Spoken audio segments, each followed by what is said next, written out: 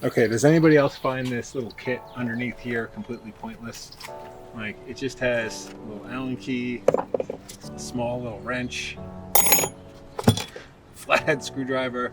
Really, the only thing that's worth anything is the tow hitch and your lug nut lock. So I think I'm going to take this thing out of here and I'm going to do something that's going to be a little bit more useful.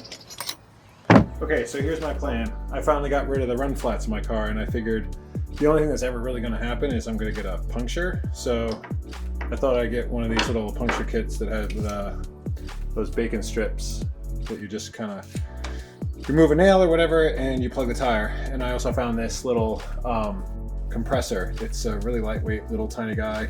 I'm actually really impressed with it. It has presets in it, and it does a really good job of inflating the tires again. So you've got different settings on it for bikes and basketballs, but there's also a car setting, and it does a pretty good job of putting the air back in and put something pretty good for an emergency. So I figured this would be a lot better for the trunk, keeping the tow hitch and keeping my lug nut lock in there. But having this extra repair kit in here I think will really be helpful versus the silly stuff that was in there already. So instead of reusing this foam tray and trying to just shove that stuff in there, I went out and bought this stuff. I don't know exactly what it's called. I've heard it called shadow foam, but basically it's like a big piece of foam that I'm gonna just kind of trace all these things out. They're gonna go on top.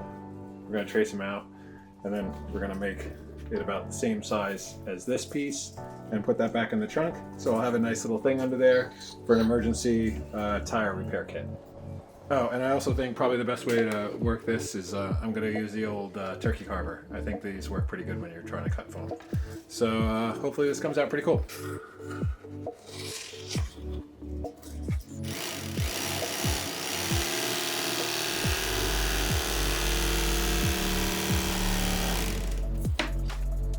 I think that's going to be pretty cool.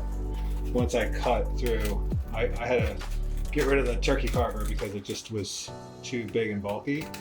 But now that I've traced out that little electric pump, I'm just going to cut a little bit deeper. And then all of the layers in this foam are glued together. So like if you get your hand down in there and really just like kind of grab a layer and pull it, they separate. So I don't need to cut all the way through it. And I can just cut down as far as I need to and pull out the layer so it'll sit flush when I'm all done. You can see I just take like a handful of it like that, and it comes up pretty evenly once you get it going.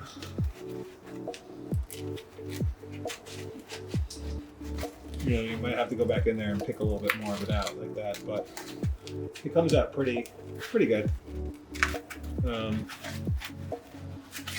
And yeah, it looks pretty slick, especially once the thing is in there.